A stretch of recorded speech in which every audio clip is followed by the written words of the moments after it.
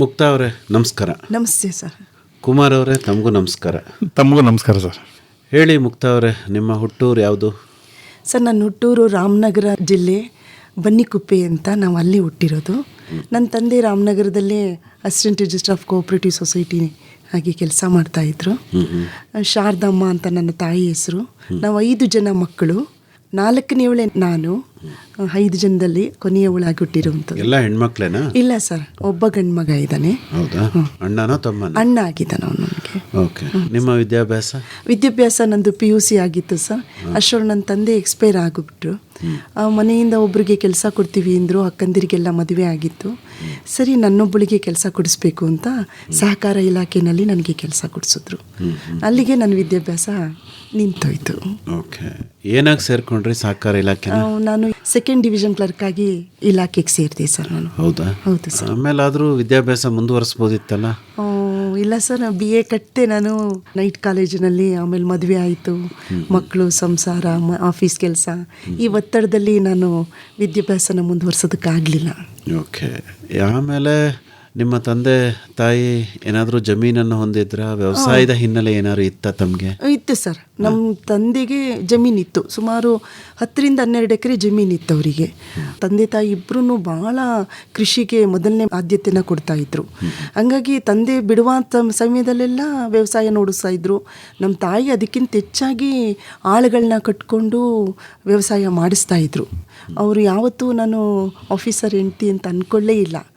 ಯಾವಾಗಲೂ ಒಬ್ಬ ಕೃಷಿಕಗೆ ಜಮೀನಲ್ಲಿ ಕೆಲಸ ಮಾಡಿಸ್ತಾ ಇದ್ರು. ಜಮೀನು ಎಲ್ಲಿತ್ತು ಮೇಡಮ್? ಸರ್, ಅವರಿಗೆ ರಾಮನಗರದಲ್ಲಿ, ಅದೇ ಊರು ನಮ್ಮ ಹುಟ್ಟೂರಿನಲ್ಲೂ ಇತ್ತು. ಅಲ್ಲಿ ಪಕ್ಕದಲ್ಲಿ ಇದದು ಬನ್ನಿಕುಪ್ಪೆ ಅಂತ ಹೇಳಿ ಬರುತ್ತಲ್ಲ ಸರ್, ಅಲ್ಲಿತ್ತು. ಆಮೇಲೆ ಮಂಡ್ಯದಲ್ಲಿ ನಾವು ತಂದೆ ಟ್ರಾನ್ಸ್ಫರ್ ಆಗಿ ಬಂದಮೇಲೆ ಅಲ್ಲಿ ವಾಸ ಮಾಡ್ತಾ ಇದ್ದಾಗ ಮಂಡ್ಯದಲ್ಲೂ ಸಹಿತ ದೇವೇಗೌಡನ ದೊಡ್ಡಿ ಅಂತ ಅಲ್ಲೂ ಸಹಿತ ಜಮೀನು ತೆಗೆದಿದ್ದಾರೆ, ಅಲ್ಲೂ ಇದೆ ಜಮೀನು. ಆಮೇಲೆ ನಾಗಮಂಗಲ ನಮ್ಮ ತಾಯಿ ಊರು. ನಮ್ಮ ತಂದೆ ಆ ಕಡೆ ಹೋದಾಗೆಲ್ಲನೂ ಜಮೀನು ಬಗ್ಗೆ ತುಂಬ, ನಮ್ಮ ತಾತ ಅವರು ಸಹಿತ ಸಾಕಷ್ಟು ಜಮೀನು ಇರೋವಂಥವ್ರು. ಆಗ ಅವರು ಇಲ್ಲಿ ಜಮೀನಿದೆ ತಗೋ ಅಂತ ಅಂದಾಗ ಅಲ್ಲೂ ಸಹಿತ ಒಂದು 4 ಎಕರೆ ಜಮೀನು ತೆಗೆದುಬಿಟ್ಟಿದ್ದಾರೆ. ಹೀಗೆ ಹೋದ ಕಡೆ ಎಲ್ಲ ಸಾಕಷ್ಟು ಆ ಥರ ಜಮೀನು ತೆಗೆದಿದ್ದಾರೆ ಸರ್. ಇನ್ನೂ ಒಂದಷ್ಟು ಊರಿಗೆ ಕಳಿಸ್ಬೋದಿತ್ತು ನಿಮ್ಮ ತಂದೆನ. ಕರ್ನಾಟಕದಾದ್ಯಂತ ಜಮೀನು ಮಾಡಿಬಿಡ್ಬೋದಿತ್ತು. ಇಲ್ಲ ಸರ್, ಅವ್ರಿಗೆ ತುಂಬ ವ್ಯವಸಾಯದಲ್ಲಿ ತುಂಬ ಆಸಕ್ತಿ. ಅವ್ರು ಯಾವಾಗಲೂ ಹೇಳೋರು, ನಾವು ಒಕ್ಕಲಿಗರು, ಮುಖ್ಯ ಕಸುಬೆ ನಮಗೆ ಕೃಷಿ. ಏನೋ ಈ ಫೀಲ್ಡಿಗೆ ಬಂದಿದ್ದೀವಿ, ಆದರೂ ನಾವು ಅದನ್ನು ಮರಿಬಾರ್ದು ಅಂತ ಸದಾ ಹೇಳೋರು. ಮುಕ್ತಾ ಅವರೇ, ನಿಮಗೆ ಹೇಗೆ ಆಸಕ್ತಿ ವ್ಯವಸಾಯದ ಮೇಲೆ? ಸರ್, ನಮ್ಮ ತಾಯಿ ಜೊತೆನಲ್ಲಿ ನಾನು ಜಮೀನಿಗೆ ಚಿಕ್ಕವಳಾಗಿದ್ದಾಗ ಕರ್ಕೊಂಡು ಹೋಗೋರು, ಅದನ್ನೆಲ್ಲ ನೋಡ್ತಾ ಇದ್ದೆ. ಈಗ ಆಳುಗಳ ಜೊತೆ ನಾನು ಯಾವತ್ತಾದರೂ ಒಂದಿನ ನಾಟಿ ಹಾಕೋದು ಅಥವಾ ಉಪ್ಪೆರ್ಚಬೇಕಾದ್ರೆ ಅವ್ರ ಜೊತೆಯಲ್ಲಿ ಆ ಪುಟ್ಟ ಕೈಯಲ್ಲಿ ಉಪ್ಪೆರ್ಚೋದು, ಏನೋ ಅದೊಂಥರ ಖುಷಿ ಅನ್ನಿಸ್ತಿತ್ತು ನನಗೆ. ಮನೆಯಲ್ಲೂ ಅಷ್ಟೇ, ಅಮ್ಮನಿಗೆ ಆಳುಗಳಿಗೆ ಅಡುಗೆ ಮಾಡಬೇಕಾದ್ರೆ ನಾನು ತುಂಬ ಸಹಾಯ ಮಾಡ್ತಿದ್ದೆ. ಹಾಗೆ ನಂಗೆ ತುಂಬ ಆಸಕ್ತಿ ಇತ್ತು ಸರ್ ಜಮೀನಿನ ಬಗ್ಗೆ. ತಾಯಿ ಏನು ಬೇಡ ಅಂತಿರಲಿಲ್ಲ? ಇಲ್ಲ, ಅವರು ಪ್ರೋತ್ಸಾಹ ಕೊಡೋರು. ಹೌದು ಸರ್. ನಾನು ಅವ್ರ ಜೊತೆನಲ್ಲಿ ಏನು ಕೆಲಸ ಮಾಡಿಕೊಟ್ರು ಅವ್ರಿಗೆ ತುಂಬ ಖುಷಿ ಇರ್ತಿತ್ತು. ಜಮೀನಿಗೆ ಕರ್ಕೊಂಡು ಹೋಗೋರು? ಚಿಕ್ಕವಳಾಗಿದ್ದಾಗ. ಸ್ವಲ್ಪ ದೊಡ್ಡವರಾಗ್ತಿದ್ದಂಗೆ ಬಿಟ್ಬಿಟ್ರು ಸರ್ ಕರ್ಕೊಂಡು ಹೋಗೋದನ್ನ. ಹೌದಾ? ಹೌದು ಸರ್. ನೀವು ಮನೆಗೆ ಸೀಮಿತ ಆಗ್ಬಿಟ್ರಿ. ಹೌದು ಸರ್. ಆದರೂ ನಿಮಗೆ ವ್ಯವಸಾಯ ಮಾಡಬೇಕು, ಜಮೀನು ತಗೋಬೇಕು ಅನ್ನೋ ಆಸಕ್ತಿ? ಹೌದು ಸರ್. ನನಗೆ ಕಾಲೇಜಲ್ಲಿ ಎಲ್ಲ ಏನಾಗ್ತೀರಾ ನೀವು ಅಂತ ಕೇಳಿದಾಗ ಎಲ್ಲರೂ ಏನೇನೋ ಹೇಳೋರು. ನಾನು ಹೇಳಿದ್ದು ಇಷ್ಟೇನೇನಯ್ಯ, ನಾನು ಒಂದು ಗೃಹಿಣಿ ಆಗಬೇಕು, ದೊಡ್ಡ ಜಮೀನಿರುವಂಥ ಮನೆಯಲ್ಲಿ ಸೊಸೆಯಾಗಿ ಹೋಗಬೇಕು ಅಂತಲೇ ಆಸೆ ಪಟ್ಟಿದ್ದದ್ದು ಸರ್ ನಾನು. ಭಾಳ ಸಂತೋಷ. ಈಗ ನಿಮಗೆ ಹೇಗೆ ಅನಿಸುತ್ತೆ ವ್ಯವಸಾಯನ? ಈಗ ನೀವು ಸಹಕಾರ ಇಲಾಖೆನಲ್ಲಿ ಇದ್ದೀರಿ. ಸಹಕಾರ ಇಲಾಖೆ ಅಂದರೆ ಜನರಿಗೆ ಹತ್ತಿರವಾಗಿ ಕೆಲಸ ಮಾಡುವಂಥ ಇಲಾಖೆ. ಹೌದು ಸರ್. ಈಗ ಇಷ್ಟೆಲ್ಲ ಅನುಭವ ಆದಮೇಲೆ ನಿಮ್ಗೇನು ಅನಿಸುತ್ತೆ ವ್ಯವಸಾಯದ ಬಗ್ಗೆ? ನಿಮ್ಮ ಅಭಿಪ್ರಾಯ ಏನಾದರೂ ಬದಲಾಗಿದೆಯಾ? ಇಲ್ಲ ಸರ್. ಚಿಕ್ಕ ವಯಸ್ಸಲ್ಲಿ ಏನು ಇಟ್ಕೊಂಡಿದ್ರು ಅದೇ ಅಭಿಪ್ರಾಯ ಇವತ್ತಿಗೂ ಇಟ್ಕೊಂಡಿದ್ದೀರಾ ಹೇಗೆ? ಇಲ್ಲ ಸರ್, ವ್ಯವಸಾಯ ಅಂದರೆ ಅದಕ್ಕೆ ನಮ್ಮನ್ನು ತೊಡಗಿಸ್ಕೊಂಡಾಗ ನಾವು ಯಾವುದ್ರೊಳಗೂ ಲಾಸ್ ಮಾಡ್ಕೊಳಕ್ಕಾಗಲ್ಲ ಅಂತ ನಾನು ಅನ್ಕೋತೀನಿ ಸರ್. ನೀವು ಹೇಳ್ತಾ ಇರ್ತೀರ, ನಾನು ನಿಮ್ಮ ಪ್ರೋಗ್ರಾಮ್ಗಳನ್ನ ಕೇಳ್ತಾ ಇದ್ದೀನಿ, ಸಮಗ್ರ ವ್ಯವಸಾಯ ಪದ್ಧತಿನ ಅನುಸರಿಸ್ಕೊಬೇಕು ಅಂತ. ಈಗ ಎಲ್ಲ ಥರದ್ದನ್ನು ನಾವು ಸ್ವಲ್ಪವಾಗಿ ಹಾಕೊಂಬಂದಾಗ ಯಾವುದಾದ್ರೂ ಒಂದು ಬೆಳೆ ರೈತನ ಕೈ ಹಿಡಿಯುತ್ತೆ. ಜೊತೆಗೆ ನಾವು ಹಾಕೋದಕ್ಕೆ ಮುಂಚೆ ಮಾರ್ಕೆಟಿಂಗ್ ವ್ಯವಸ್ಥೆನ ಫಸ್ಟು ನಾವು ಅರ್ಥ ಮಾಡ್ಕೊಬೇಕು. ಎಲ್ಲಿ ನಾನು ಇದನ್ನು ಮಾರಬೇಕು, ಯಾವ ಥರ ಇದನ್ನು ಮಾರಾಟ ಮಾಡಿದ್ರೆ ನನಗೆ ಲಾಭ ಸಿಕ್ಕತ್ತೆ ಅಥವಾ ನಾನು ಇದರಿಂದ ಅಭಿವೃದ್ಧಿ ಹೊಂದ್ಬೋದು ಅನ್ನೋದನ್ನು ಅವನು ತಿಳ್ಕೊಂಡಾಗ, ರೈತ ತಿಳ್ಕೊಂಡಾಗ ಖಂಡಿತ ಅವ್ನು ಮುಂದುವರಿತಾನೆ ಸರ್. ನಿಮ್ಮ ಬಗ್ಗೆ ಹೇಳಿ ಕುಮಾರ್ ಅವರೇ. ಭಾಳ ಖುಷಿಯಾಗುತ್ತೆ ಈ ಕಾರ್ಯಕ್ರಮಕ್ಕೆ ಬಂದು. ನಾನು ಮೂಲತಃ ಹುಟ್ಟಿ ಬೆಳೆದಿದ್ದೆಲ್ಲ ಉತ್ತರ ಕನ್ನಡ ಜಿಲ್ಲೆ. ನಮ್ಮ ತಂದೆ ಕೆಲಸ ಮಾಡ್ತಿದ್ದರು ಕರ್ನಾಟಕ ಪವರ್ ಕಾರ್ಪೊರೇಷನಲ್ಲಿ. ಅದಕ್ಕಿಂತ ಮುಂಚೆ PWD ಇದ್ದರು. ಕಾರ್ಗಲ್ಲು, ಜೋಗು, ಲಿಂಗನಮುಖಿ, ಇಡವಾಣಿ, ಆಮೇಲೆ ಅಂಬಿಕಾನಗರ. ಕೊನೆ ಅವರ ನಿವೃತ್ತಿ ಆದದ್ದು ಅಂಬಿಕಾನಗರದಲ್ಲಿ. ನಾನು BCom ಓದಿದ್ದೀನಿ. ಆಮೇಲೆ ಪೋಸ್ಟಲ್ ಇದರಲ್ಲಿ ಡಿಪ್ಲೊಮಾ ಇನ್ ಎಲೆಕ್ಟ್ರಾನಿಕ್ಸ್ ಮಾಡಿದ್ದೀನಿ. LLBನೂ ಅರ್ಧಂಬರ್ಧ ಮಾಡಿದ್ದೀನಿ. ಕೃಷಿ ಬಗ್ಗೆ ಭಾಳ ಆಸಕ್ತಿ. ಯಾಕೆ ಅಂದರೆ ನಮ್ಮ ತಾಯಿ ಪ್ರತಿ ಸತಿನೂ ರಜಕ್ಕೆ ಊರಿಗೆ ಬಂದಾಗ ನನ್ನ ಜೊತೆಲಿ ಕರ್ಕೊಂಬರೋರು. ನಮ್ಮ ತಾತ ವ್ಯವಸಾಯ ಚೆನ್ನಾಗಿ ಮಾಡಿಸೋರು. ಅವರು ಸಹ ತುಂಬ ಜಮೀನು ಇಟ್ಕೊಂಡದ್ದವ್ರೆ. ಹುಟ್ಟೂರು ಯಾವುದು ಅಂದರೆ ನಿಮ್ಮದು? ನಂದು ಹುಟ್ಟೂರು ಬಂದು ಶ್ರೀರಂಗಪಟ್ಟಣ ತಾಲೂಕು ಅರಕೆರೆ ಹೋಬಳಿ ಜಕ್ನಳ್ಳಿ ಗ್ರಾಮ. ಅದು ನಮ್ಮ ತಂದೆ ಊರು. ಜಕ್ನಳ್ಳಿ ಅಂದರೆ ಮೇಲ್ಕೋಟೆ ಜಕ್ನಳ್ಳಿ ಅಲ್ಲ, ಮಂಡ್ಯದಲ್ಲೇ ತೂಬನಕೆರೆ ಅಂತಿದೆ, ಅದರ ಪಕ್ಕದಲ್ಲೂ ಒಂದು ಜಕ್ನಳ್ಳಿ ಗ್ರಾಮ, ಆ ಊರಿನವರು. ನಮ್ಮ ತಂದೆ ಯಾವಾಗ ಹೇಳೋರು, ಕೆಲಸಕ್ಕೆ ಸೇರ್ಕೋತೀನಿ ಅಂದರೆ ಬೇಡ ಬೇಡ ಹೋಗಿ ಊರಲ್ಲಿ ಮೆಣಸಿನ ಮಡಿ, ಈರುಳ್ಳಿ, ಬೆಳ್ಳುಳ್ಳಿ, ಮೆಣಸಿನ್ಕಾಯಿ ಬೆಳಿ, ಸಾಕು, ಅದೇ ಸಾಕು ನಿನಗೆ ಅಂತ. ಅವತ್ತೇನೂ ಸಹ ಲಂಚ ಅನ್ನೋದಿತ್ತು. ದುಡ್ಡು ಕೇಳ್ತಿದ್ದೆ, ಎಲ್ಲೋ ದುಡ್ಡು ಕೊಟ್ಟು ಕೆಲಸಕ್ಕೆ ಸೇರ್ಕೊಳ್ಳೋಣ ಅಂದರೆ ಬೇಡ, ನೀನು ಹೋಗಿ ಊರಲ್ಲಿ ಹೋಗಿ ತಾತನ ಜೊತೆ ಸೇರ್ಕೊಂಡು ಜಮೀನು ಮಾಡು ಅಂತಿದ್ರು. ನಮ್ಮ ತಾತ ಎಲ್ಲ ಕಡೆ ಕರ್ಕೊಂಡು ಹೋಗೋರು. ನೀರು ಕಟ್ಟೋದಾಗಲಿ, ಕಬ್ಬಿಗೆ, ಭತ್ತಕ್ಕೆ ನೀರು ಕಟ್ಟೋದಾಗಲಿ. ಆಮೇಲೆ ಕಬ್ಬನ್ನ ಹೊರ್ತಿದ್ದೆ. ನಮ್ಮ ತಂದೆ ಆಫೀಸರ್ ಆದರೂ ನಾನು ಹೋದಾಗ ಬೇರೆಯವ್ರ ಜಮೀನಲ್ಲೂ ಸಹ ನಮ್ಮ ಹುಡುಗರ ಜೊತೆ ಸೇರಿಕೊಂಡು ಕಬ್ಬನ್ನ ಕಟ್ಟಿದ ಕಂತೆನ ಒತ್ಕೊಂಬಂದು ರೋಡ್ಗೆ ಹಾಕ್ತಿದ್ದು. ಆವಾಗ ಒಂಥರ ಖುಷಿ ಅದು. ಈ ಗೋಲಿ ಆಡೋಕ್ಕೆ ಅದಕ್ಕೆ ಈಗ ದುಡ್ಡು ಮನೇಲಿ ಕೊಡ್ತಿರ್ಲಿಲ್ಲ. ಆ ಕಬ್ಬನ್ನ ಒತ್ತಿ ತೊಗೊಂಡೋಗ್ಬಂದು ರೋಡ್ಗೆ ಹಾಕಿದಾಗ ದುಡ್ಡು ಕೊಡೋರು. ಆ ದುಡ್ಡು ತಗೊಂಡು ನಾವು ಗೋಲಿ ಆಡ್ತಿದ್ದೋ. ಹಾಗೆ ಕೃಷಿ ಮೇಲೆ ತುಂಬ ಆಸಕ್ತಿ. ನಾವು ನಮ್ಮ ಡಿಪಾರ್ಟ್ಮೆಂಟಲ್ಲಿ ಕ್ವಾರ್ಟರ್ಸ್ ಇದ್ದಾಗಲೂ ಕ್ವಾರ್ಟರ್ಸ್ ಪಕ್ಕದಲ್ಲಿದ್ದ ಜಾಗದಲ್ಲಿ ನಾವು ಎಲ್ಲ ಥರ ತರಕಾರಿ ಬೆಳೀತಿದ್ದೆ. ಅಂಬಿಕಾನ ದಾಂಡೇಲಿ ಜಾಸ್ತಿ ಬೆಳೆದಿದ್ದೀವಿ. ದಾಂಡೇಲಿ ತುಂಬ ಜಾಸ್ತಿ ತರಕಾರಿ, ಸೋರೆಕಾಯಿ ಇರ್ಬೋದು, ಗೋರಿಕಾಯಿ ಇರ್ಬೋದು, ಬದನೆಕಾಯಿ, ಗೆಡ್ಡೆಕೋಸು, ಇದೆಲ್ಲನೂ ನಾವು, ಯಾಕಂದ್ರೆ ಜಾಸ್ತಿ ಜಾಗ ಇತ್ತು. ಸೂಪ, ನಾಗ್ಜರಿ, ಪವರ್ ಹೌಸ್ ಎಲ್ಲ ನೋಡಿ, ಎಲ್ಲ ಪ್ರಾಜೆಕ್ಟ್ ಆಲ್ಮೋಸ್ಟ್ ನಮ್ಮ ತಂದೆ ಜೊತೆಲಿ ಒಂದು 35 ಕಡೆ ಟ್ರಾನ್ಸ್ಫರ್ ಆಗಿ. ನಮ್ಮ ತಂದೆ ಒಳ್ಳೆ ಕೆಲಸಗಾರರು, ಒಳ್ಳೆ ಹೆಸರು ಮಾಡಿದರು, ತುಂಬ ನಿಷ್ಠಾವಂತ ಕೆಲಸಗಾರರು. ನಿಮ್ಗೆ ಯಾವತ್ತು ನಿಮ್ಮ ತಂದೆ ಲೈನ್ನೇ ಹಿಡಿದ್ಬಿಟ್ಟು ಅಲ್ಲೇ ಕೆಲಸಕ್ಕೆ ಸೇರ್ಕೊಳ್ಳೋಣ ಅಂತ ಅನ್ನಿಸ್ಲಿಲ್ಲ? ಅಂದರೆ ಅನ್ನಿಸ್ತು. ಆವಾಗಲೂ ಏನಾದರೆ ಅವಾಗೆಲ್ಲ ಎಂಪ್ಲಾಯ್ಮೆಂಟಲ್ಲಿ ಅಷ್ಟು ಇದಿರಲಿಲ್ಲ. ಯಾರೋ ದುಡ್ಡು ಕೊಟ್ಟರೆ ಒಂದು 2,000 3,000 ಕೊಟ್ಟರೆ ಕೆಲಸ. ನಮ್ಮ ತಂದೆ ಅದಕ್ಕೆ ಒಪ್ತಿರ್ಲಿಲ್ಲ. ನೀನಾಗೆ ಸೇರ್ಕೋಬೇಕು, ಇಲ್ಲಿ ನಮ್ಮ ಇನ್ಫ್ಲೂಯೆನ್ಸಿಂದಾಗಲಿ ಅಥವಾ ಯಾವುದೋ ದುಡ್ಡು ಕೊಟ್ಟಾಗಲಿ ಸೇರ್ಕೋಬಾರ್ದು ಅನ್ನೋದೊಂದು ಅವ್ರ ಉದ್ದೇಶ. ಆದರೂ ಒಳ್ಳೆ ಪರಿಸರದಲ್ಲಿ ಇದು ಬಂದಿದೆ. ತುಂಬ ಒಳ್ಳೆ ಪರಿಸರ ಇದ್ದು ಅಲ್ವೇ? ಇಡವಾಣಿ, ಲಿಂಗನಮುಖಿ, ಜೋಗು, ದಾಂಡೇಲಿ, ಅಂಬೇವಾಡಿ ಎಲ್ಲ ಸಂಪೂರ್ಣ ಕಾಡಿನ ಮಧ್ಯೆ ಬೆಳೆದಂಥ ಜನ ನಾವು. ಆಮೇಲೆ ನೀವು ಮಂಡ್ಯಕ್ಕೆ ಹೇಗೆ ಬಂದಿದ್ದು? ಮಂಡ್ಯ ಅಂದರೆ ನನ್ನ ಒಬ್ಬನೇ ಮಗ, ಒಬ್ಳು ತಂಗಿ ಇದ್ದಾಳೆ, ಅಕ್ಕ ಒಬ್ಬಳು ಮೊದಲೇ ತೀರೋಗ್ಬಿಟ್ಲು ಮದುವೆ ಆದಮೇಲೆ. ನಮ್ಮ ತಂದೆ ಒಬ್ಬರು ಇದ್ರು, ನಾನು ಅಲ್ಲೇ ಬಿಸ್ನೆಸ್ ಮಾಡೋಕ್ಕೆ ಶುರು ಮಾಡಿದ್ದೆ. ಬೇರೆ ಬೇರೆ ಕಡೆ ಕೆಲಸ ಮಾಡಿದ್ದೀನಿ ನಾನು, ಹೈದ್ರಾಬಾದು ಅಲ್ಲೆಲ್ಲ ಹೋಗಿ ಕೆಲಸ ಮಾಡಿದ್ದೀನಿ. ನಾನೇ ಏನೋ ಪ್ರಾರಂಭ ಮಾಡಬೇಕು ಅನ್ನೋ ದೃಷ್ಟಿಲಿ ನಾನೇ ಶುರು ಮಾಡಿದ್ದೆ. ಅವಾಗ ಹೊಸದಾಗಿ ಕೇಬಲ್ TV ಶುರು ಆಗ್ತಿತ್ತು. ನಾನು ಆ ಪ್ರಾಜೆಕ್ಟಲ್ಲಿ ಎಲ್ರಿಗೂ ಕೇಬಲ್ TV ಮಾಡಿಕೊಟ್ಟಿದ್ದೀನಿ. ತುಂಬ ಖುಷಿ ಅನಿಸುತ್ತೆ. ನಾನೊಬ್ಬ BCom ಓದಿ ನನ್ನನ್ನು ತುಂಬ ಗುರ್ತಿಸಿದ್ರು. ಕುಮಾರ್ ತುಂಬ ಚೆನ್ನಾಗಿ ಕೆಲಸ ಮಾಡಿಕೊಡ್ತಾರೆ, ಇವ್ರ ಜೊತೆಲಿ ನಾವು ವ್ಯವಹಾರ ಮಾಡ್ಬೋದು ಅಂತ. ಅಲ್ಲೆಲ್ಲ ಕೈಗಾ ಪ್ರಾಜೆಕ್ಟು, ಸೂಪ, ಗಣೇಶ್ ಗುಡಿ, ಅಲ್ಲೆಲ್ಲ ನನ್ನ ಹಳಿಯಾಳ, ಸಿರ್ಸಿ, ಅಲ್ಲೆಲ್ಲ ನಾನು ಕೇಬಲ್ TV ಮಾಡಿಕೊಟ್ಟಿದ್ದೀನಿ. ಅವಾಗ ಬರ್ತಿದ್ದೆ 2 ಚಾನಲು, ದೂರದರ್ಶನ, ಚಾನಲ್ 2. ಈಗ ಮಂಡ್ಯದಲ್ಲಿ ಬಂದು ನೀವು ಅದೇ ಬಿಸ್ನೆಸ್? ಮಂಡ್ಯಲ್ಲಿ ಅದನ್ನೇ ಶುರು ಮಾಡಿದೆ. ವ್ಯವಸಾಯ ಮಾಡಲಿಲ್ಲ ನಾನು ಅವಾಗ. ಏನಾಗಿತ್ತಂದರೆ ನಮ್ಮ ತಾಯಿ ಜಮೀನು ಅದು ಎಲ್ರಿಗೂ ಬೇರೆಯವ್ರು ಕೊಟ್ಟಿದ್ರು, ಮಾಡೋಕ್ಕೆ ಬಿಡ್ತಿರ್ಲಿಲ್ಲ. ಊರಲ್ಲಿ ಜನ ನಿನ್ನನ್ನು ಸಹಿಸಲ್ಲ, ಮಾಡಬೇಡ ಬಿಡಬೇಡ ಅಂಥೇಳಿ. ಹಾಗೆ ನಮ್ಮ ತಾಯಿ ಮತ್ತು ನಮ್ಮ ದೊಡ್ಡಮ್ಮ ಸೇರಿಕೊಂಡು ಅದನ್ನು ಕೆಲಸ ಮಾಡ್ತಿದ್ರು. ಅವರು ವ್ಯವಸಾಯ ಮಾಡಿಸ್ತಿದ್ರು ಹೊರತು ನಮ್ಮನ್ನು ಯಾವಾಗ ಹತ್ರಕ್ಕೆ ಬಿಡ್ತಿರ್ಲಿಲ್ಲ. ಸರಿ. ಆಮೇಲೆ ನಾನು ವ್ಯವಸಾಯಕ್ಕೆ ನಾವೇ ಜಮೀನು ತೊಗೊಂಡ್ಮೇಲೆ ವ್ಯವಸಾಯಕ್ಕೆ ನಾವು. ಅಲ್ಲ, ಈಗ ಎಷ್ಟು ವರ್ಷ ಈ ಕೇಬಲ್ ಬಿಸ್ನೆಸ್ ಮಾಡಿದ್ರಿ ಮಂಡ್ಯದಲ್ಲಿ ತಾವು? ನಾನು ಆಲ್ಮೋಸ್ಟ್ 40 ವರ್ಷ ಮಾಡಿದ್ದೀನಿ. ಹೌದಾ? 40 ವರ್ಷ ಕೇಬಲ್ ಫೀಲ್ಡು. ಈಗ MTN ಕುಮಾರ್ ಅಂತ Mandya television network, MTN Kumar ಅಂತ.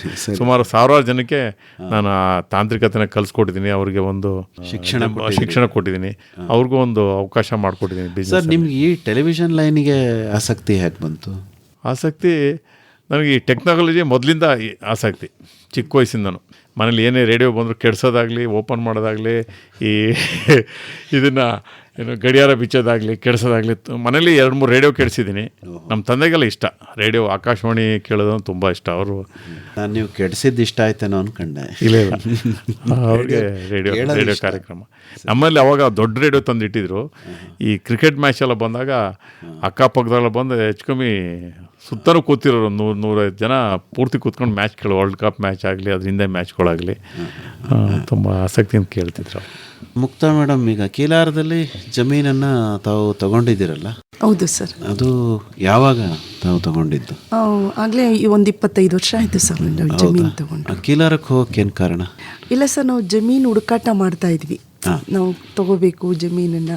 ಮತ್ತು ನನ್ನ ಮಗನಿಗೂ ನಾನು ಈ ಕಾರ್ಯಕ್ರಮಗಳನ್ನ ಕೇಳಿಸೋದು, ವ್ಯವಸಾಯದ ಬಗ್ಗೆ ಅವನಿಗೆ ತಿಳುವಳಿಕೆ ಹೇಳೋದು, ಆಸಕ್ತಿನ ಬರೆಸಬೇಕು ಅಂತಲೇ ಸಾಕಷ್ಟು ಅವನಿಗೆ ಕರ್ಕೊಂಡೋಗಿ ತೋರಿಸೋದು ಇದೆಲ್ಲ ಮಾಡ್ತಾ ಇದ್ದೆ.